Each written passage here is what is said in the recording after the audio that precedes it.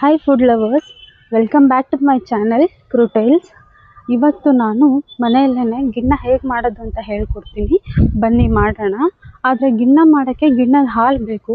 But ನಾನಿಲ್ಲಿ ಗಿಣ್ಣದ ಹಾಲನ್ನ ತೊಗೊಂಡಿಲ್ಲ, ಬದಲಾಗಿ ಪೌಡರ್ನ ತೊಗೊಂಡಿದ್ದೀನಿ. 100 ಗ್ರಾಮ್ ಪೌಡರ್ಗೆ ಅರ್ಧ ಲೀಟರ್ ಹಾಲನ್ನ ಹಾಕ್ತಾಯಿದ್ದೀನಿ. ಅದಾದಮೇಲೆ ಅರ್ಧ ಕಪ್ ಬೆಲ್ಲ ಹಾಕ್ತಾಯಿದ್ದೀನಿ. ಬೆಲ್ಲ ಬೇಡ ಅಂದರೆ ನೀವು ಸಕ್ಕರೆ ಕೂಡ ಯೂಸ್ ಮಾಡ್ಕೊಬೋದು. ಅದ್ರ ಜೊತೆಗೆ ಒಂದು ಏಲಕ್ಕಿನ ಹಾಕ್ತಾಯಿದ್ದೀನಿ. ಹಾಕಿಬಿಟ್ಟು ಎಲ್ಲವೂ ಮಿಕ್ಸ್ ಆಗೋ ಥರ ಚೆನ್ನಾಗಿ ಮಿಕ್ಸ್ ಮಾಡಬೇಕು. ನೋಡ್ತಾ ಇರ್ಬೋದು ಯಾವ ಥರ ಆಗಿದೆ ಅಂತ ಹೇಳಿ. ಸೊ ಚೆನ್ನಾಗಿ ಈ ಥರ ಎಲ್ಲ ಮಿಕ್ಸ್ ಆದರೆ ತುಂಬ ಚೆನ್ನಾಗಿ ಗಿಣ್ಣ ಬರುತ್ತೆ. ಸೊ ಇದಾದಮೇಲೆ ನಾನು ಮೊದಲಿಗೆ ಇಲ್ಲಿ ಒಂದು ಪಾತ್ರೆಯಲ್ಲಿ ಸ್ವಲ್ಪ ನೀರು ಹಾಕಿಬಿಟ್ಟು ಕಾಯೋದಕ್ಕೆ ಇಟ್ಟಿದ್ದೀನಿ.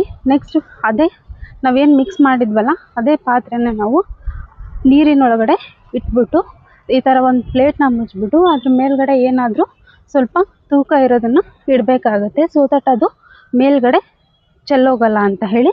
ನೋಡ್ತಾ ಇರ್ಬೋದು ಇವಾಗ ಗಿಣ್ಣ ಯಾವ ಥರ ಬಂದಿದೆ ಅಂತ ಹೇಳಿ.